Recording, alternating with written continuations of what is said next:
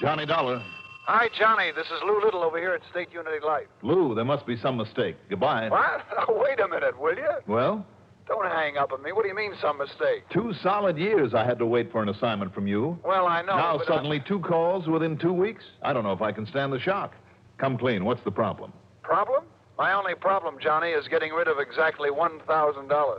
Well, how nice. And I suppose you just want to hand it over to me. What else? You're kidding. Am I? You got to be. Why did you come over here and see? Sure, why not? Just be ready to pay my cab fare. Sure, why not? Okay. Okay.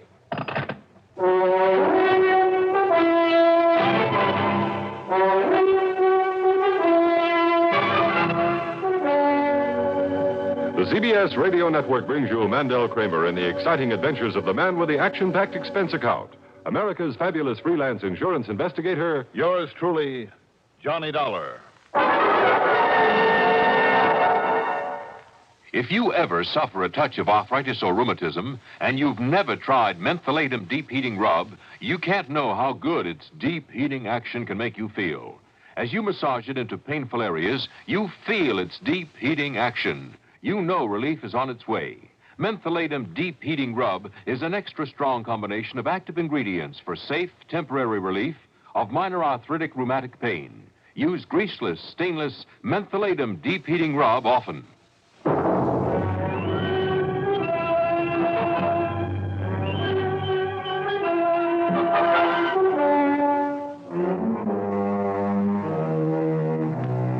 Expense account submitted by Special Investigator Johnny Dollar to State Unity Life Insurance Company, Home Office, Hartford, Connecticut. Following is an account of expenses incurred during my investigation of the Well of Trouble matter.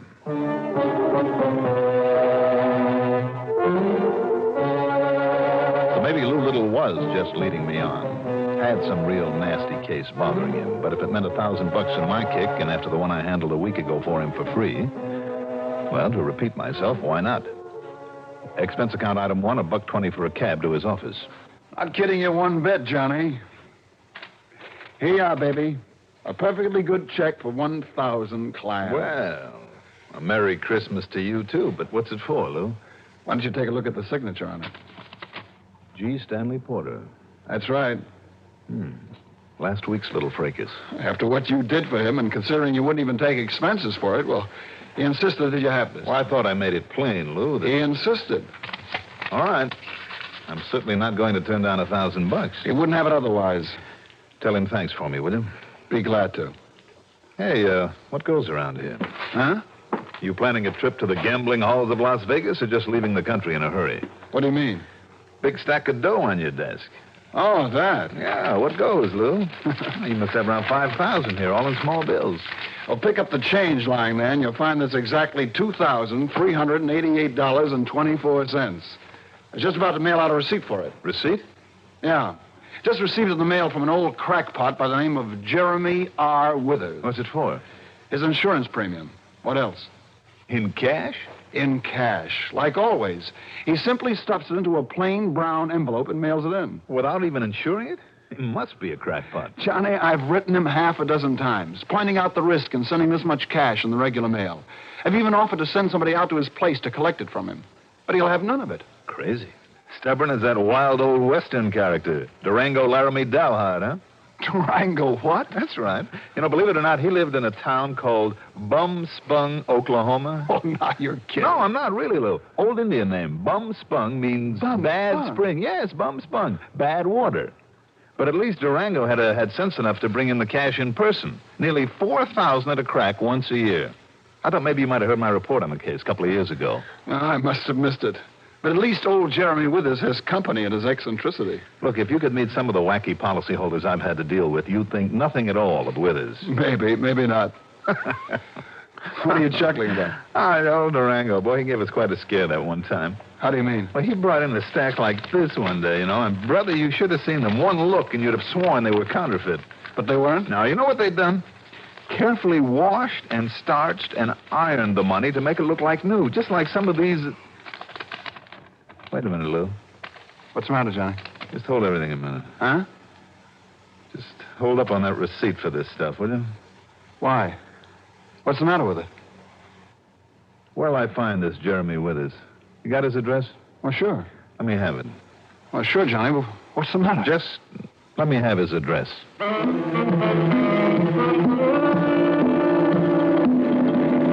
Expense account item 2, a dime for a phone call to police headquarters where I got some very interesting information. And, incidentally, gave none in return. Item 3, another $1.20 for a cab back to my apartment. Item 4, $3.97 to fill up the gas tank in my car. It was getting dark now, but I headed west on 44, then north on 202. A few miles short of Granby, I found the dirt road I was looking for, leading off to the left. Then, finally, the crossroads known as Millbury Corners, consisting of one general store, a grocery, and a filling station, where I stopped only long enough to get some local directions. The Jeremy Withers place turned out to be a tiny, square, unpainted clapboard building that sat forlornly in the middle of a small, seedy-looking, weed-grown lot. But there was a flickering light inside. I could see it even through the tightly drawn shades.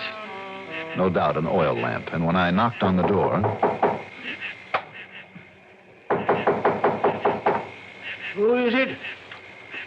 Who is it? My name is Dollar. Johnny Dollar. Dollar? That's right, from the insurance company. Open up, Mr. Withers. Just to leave me open up the peephole I put on this here door so as I can take a look at you first. Go ahead.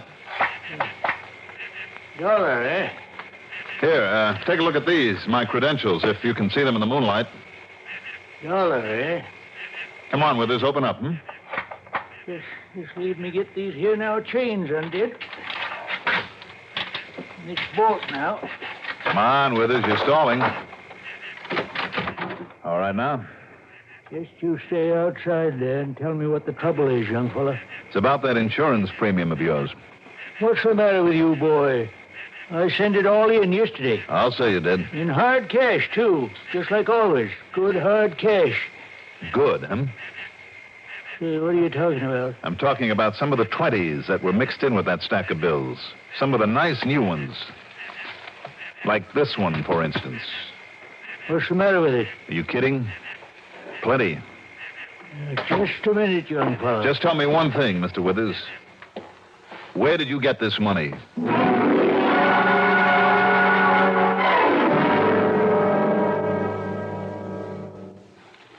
The time has come for a friendly warning. Now that the 4th of July is almost here, better keep plenty of 7-Up chilled and ready to serve. This is the sparkling drink that says a nice warm welcome to everyone who comes calling on the 4th. 7-Up has a wonderful gay sparkle and a fresh as all out of doors taste. Just about everybody goes for fresh, clean-tasting 7-Up. Grandmothers, moms and dads, the teenage set, even the tiny tots.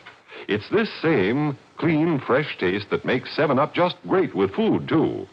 7-Up wakes up your taste buds, makes whatever you're eating taste even better. Believe me, any food's a feast with 7-Up.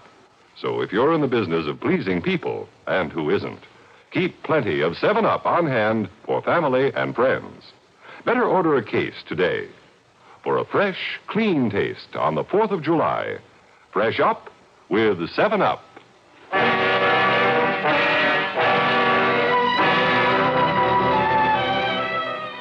Now, you looky here, boy. What's the matter with that money I sent in? I said, where did you get it, Mr. Withers? I'm talking about these brand new $20 bills. Anything wrong with it? The way you're talking, you might think it was counterfeit or something. Counterfeit? Hardly. No, of course not. But it's plenty hot, believe me. Now, what do you mean by that? Are you trying to tell me you don't know? How should I know? Well, why do you lock yourself in the way you do? Not only a lock on the door, but safety chains and a bolt. Man's got a right to protect himself, ain't he? Against what? Well, maybe against nosy people like you. Now, what's the matter with that money? You going to tell me or ain't you? Sure, I'll tell you. These new bills are part of the loot from the First National Bank over in Millville. Loot? That's right, stolen money. Over $20,000, mostly in new 20s. No. I worked on the case. I had to memorize a list of serial numbers, or rather number groups, as long as your arm. You must have a good memory, boy. Luckily, the numbers were consecutive, all starting with 66644, so it wasn't too much of a strain. Well, you mean you didn't solve the case? I didn't get to first base. But you didn't answer my question. Where did you get these? part of the money I had. Mr. Withers, where do you get your income? Well? From a pension, that's what. Pension? Anything wrong with that? Big enough to afford an annual insurance premium of over $2,300? So for 2-3 years, I've been able to pay it okay. Doesn't make any sense, Withers, and you know it. Now, look, son, I worked hard all my life, made a right steady income, and I saved up a little bit to put aside. Mr. Withers. I never did like to waste what I had on fancy living and such like. So after my wife died and our kid went off and got herself married, well, I just kept on putting it aside. Mm-hmm. And these here last couple of years, too, I've been buying up some insurance so my daughter, she can benefit when I die. Now, anything wrong with that? What sort of work did you do? Flagman for the railroad company, that's what. Flagman on a railroad crossing. A flagman. And you say that paid enough to save enough to buy the kind of policy you hold? I told you. Sure. Some of that money you sent the company was all right. Maybe it did come out of your pension money or whatever you managed to save. But the rest, these brand new $20 bills... Now, you better tell me about it, Mr. Withers, or would you rather tell it to a judge? Well, all right, Mr. Dollar, did you say it is? That's right, Johnny Dollar. Well, maybe I had better tell you where some of the money come from. I think you better. Well, you see, I had a son, too. A stepson. His name was Bernard. Wait a minute. Barney Withers? You knowed him? Barney the Bum. That punk and small-time bank robber who was finally killed trying to crack Security First over in Danbury. Yes, sir. That was right after the job in Millville and 2 or 3 others before that. Yes, sir. Keep talking, Mr. Withers. Well, now, maybe it's a pretty bad thing for me to say, him being my wife's kid and all, but, mister, that Bernard was no good. That's an understatement. Whatever happened to him, I mean his being killed, that's all he deserved. No good bank robber. Go on. Well, it was my knowing about him. That's what kept me from ever putting what I had in any bank. Instead, I sort of kept it right close, where I could watch over it. Where? Yeah, sure, I'll tell you. Right under the floor, over there in the corner. You better show it to me, Mr. Withers. I'd like a look at the rest of your money. Well, it's all gone now. Gone? I mean, all used up. The money of my own, I mean. That's why I had to start using up some of that Bernard hid away. What's the matter with you, anyway? First, you tell me Barney was no good because of the jobs he pulled. You say that he deserved to die for what he did. Yes, sir. But you don't hesitate to keep and use the money that he stole. Well, no, I didn't steal it, did I? Well, do you think that makes you any less guilty for keeping it and spending it? Well, sure. Instead of returning it to the banks that it was stolen from? And why didn't you turn Barney in when you found out what he was doing? You say you had no use for him. Well, I've been looking out for myself, is all. Man's got to look out for himself, don't he? Well, from now on, the state's going to be looking out for you. You mean you're going to get me arrested and put in jail? You don't think I'm going to let you get off scot-free? Well, it ain't as though Bernard done them jobs alone by himself, is it? What difference does that make? Well, 'cause that partner of his killed the bank guard over in Millville. Never caught him, though. That has nothing whatever to do with this money that... Wait a minute. You know who that partner was? Oh, I know. Why else you suppose I keep myself locked in here this way, and why I took out some life insurance? Who was he? Oh, that rotten, crooked Jerry McNear, that's who. And you didn't tell the authorities? Why should I? If I had, they might have tried to make me tell them where Bernard hid the money at. The same as that McNear's been trying. Only I kept telling him I don't know. Mr. Withers... Don't you see? As 'tis, the police and all think McNear got all the money. And I'll tell you this, Mr. Dollar. Yes, tell me. Only thing that's kept that McNear from killing me off for not telling him is that then he'd never find out where Bernard hid out that money. Well, you better tell me, Mr. Withers, and fast. Yeah. Well, now, if I tell you where it's at, so's you can take it back, you think maybe the police, they'd go a little easier on me? Well, isn't that pretty Wait a minute, what's that? A little shutter out there on the kitchen window. Must be. Now, listen. If you're sure it'll make it any easier on me... If all or most of that money can be returned on the basis of your information, well, of course it will. All right, then. You know the old Hacker farm about 2 miles up the road? No, but go on. Well, that's where the big poplar trees and the broken-down windmill is. Mm-hmm. A lot of broken windows in the house. Place is empty. Go on. That's counted nobody been living in it maybe for, 10, 15 years now. Except in Bernard when he was hiding. And the money is somewhere in that house? Well? Dollar, Yes? You sure you'll try and have 'em go easy on me if I tell you where that money's hid? The only thing I'm sure of is if you don't tell me, I'll turn you over to the authorities and tell them to show you no mercy at all. All right, I'll tell you. Go ahead. Well, now, at the back of that old house, there's an old well. Only it ain't been used for years, and it's near empty now. Yes? You let yourself down by the rope on the windlass, maybe, 7, 8 foot. And there's a sort of big shelf hollowed out. And that's where it is? The money's right there on that shelf. Hey. Okay, Pop, thanks. Jerry! Expecting somebody else, Pop? That's a corny line, McNear. Keep out of this. Ready, Pop? No, Jerry. No, listen, Jerry. Put it down. Put that thing down. And now you. Take it easy, McNear. Don't move. Listen to me. No, keep away from that lamp. Yeah.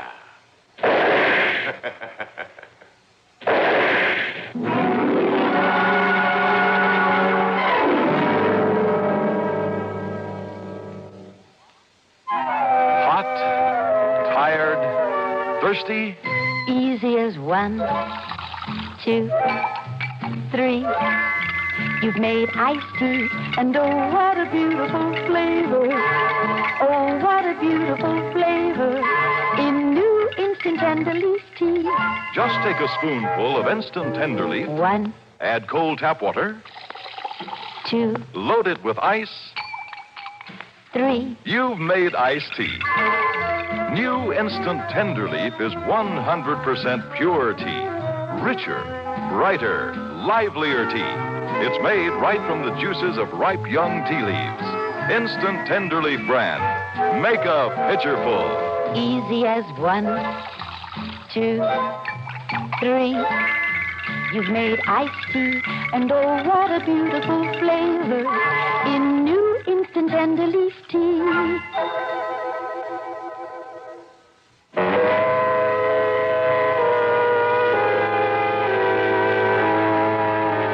In the brief second it took him to shoot down the old man, I suddenly realized that I'd come along without my gun. In spite of smashing the old-fashioned oil lamp, the only light in the place, his first shot put a nice new part in my hair. As I rolled under the table, the other 2 shots missed me, although he must have been able to see me in the light from the fire I'd started. He stood there looking down at me at the blood running from the crease in my hair. But then, instead of shooting again, he turned away from the now roaring fire, went out the door, and took off in a car. I got thoroughly singed, dragging myself and the body of Mr. Withers outside. Then jumped into my car and headed up the dirt road, hoping I could find the Hacker farm some 2 miles away. The one with the tall poplars, the broken windmill, the windowless house. Yes, and the loot from the bank robberies. Ahead of me were the tail lights of McNear's car. The moon was full. I could see pretty well, so I cut off my own lights. After only a mile or so, he turned off to a farm that had a broken windmill, all right, but there were lights in the windows of the house. Good. He was going to the wrong place. Or else the old man had told me wrong. With my headlights on again, I finally found it. The old Hacker farm. The remains of a mailbox still bore the name on it. After a quick look to make sure I wasn't being followed, I drove in the yard and parked the car behind a clump of bushes. Then walked around the old well. With only the moonlight to go by, I lowered the bucket, snagged the rope over the handle of the windlass, and slowly went down, hand over hand, into the well, feeling with my feet around the circular brick wall for the shelf that Withers had described. It was a big square hole in the side of that wall, big enough for me to crouch in and to find, with the help of a match, the 2 battered, moldy old suitcases loaded with money. Mostly 10s and 20s, literally hundreds of them. No wonder McNear had been willing to kill once he'd found out where it was hidden. But as I knelt there, wondering about the best way to load the stuff in the bucket that was now swinging down near the water at the bottom of the well. Pretty stupid, Dollar. What? Got yourself into a trap, didn't you?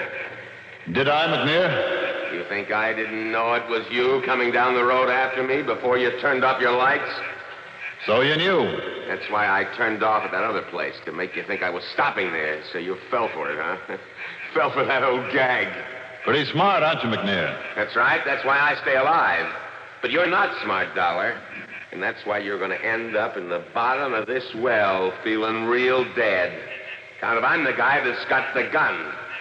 So as soon as I get a match going... What makes you think I haven't got a gun? And didn't try to use it while I was knocking over the old man? And you think I didn't know you were still alive back As he there talked, in his place? I crouched there, out of his sight, and pulled off my jacket. I draped it over one of the suitcases, set my hat on one corner of it, then shoved it out just far enough for him to see it if he struck another match, in the hope he'd think it was me. Then I waited. Yeah, I got plenty of light now. And you think I can't see your head and shoulders sticking out of that hole? You make a real nice target, Dollar, even with only a match to see you. All right, then, I'll climb on back up the rope. Oh, no, you won't.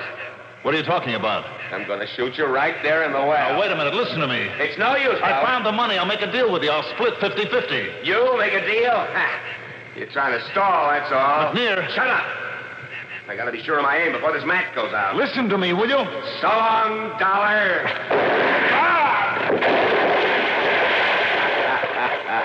Just as easy as that. Now, all I got to do is get down there and pick up all that nice new money. Oh. You got to be careful. Got nothing to hurry about. Not now. Well, come on. You better find that shelf. Right here. Dollar! I heard you drop in the water. You heard that suitcase with my coat on it. Let go. Let go of me. Oh, you let go of that rope. This time I'll kill you. Try this, McNear. I'll kill you. With only one hand? Try this.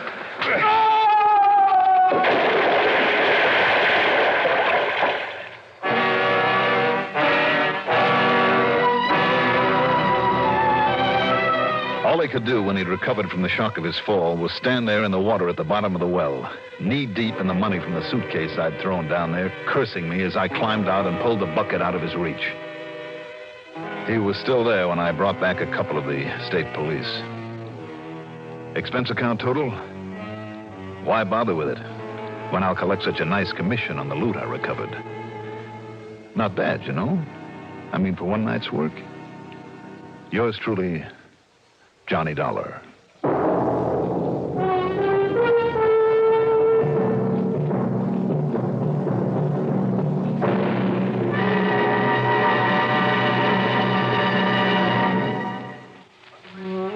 Who did it? How did they do it? What in the world did they do? Who put the men in menthol smoking? Alpine. That's who.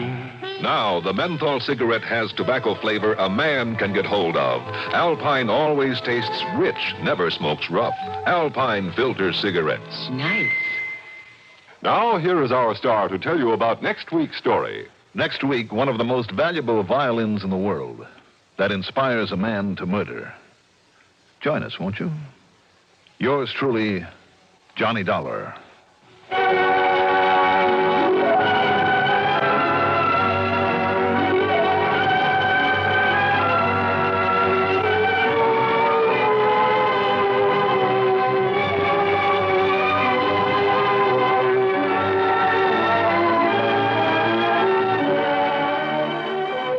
Yours truly, Johnny Dollar, is written by Jack Johnstone, produced and directed by Bruno Zerato Jr., musical supervision by Ethel Huber. Johnny Dollar is played by Mandel Kramer. Also featured in our cast were Parker Fennelly as Mr. Withers, Leon Janney as McNear, and Ellen Manson as Lou Little. Be sure to join us next week, same time, same station, for another exciting story of yours truly, Johnny Dollar. This is Art Hanna speaking. This is the CBS Radio Network.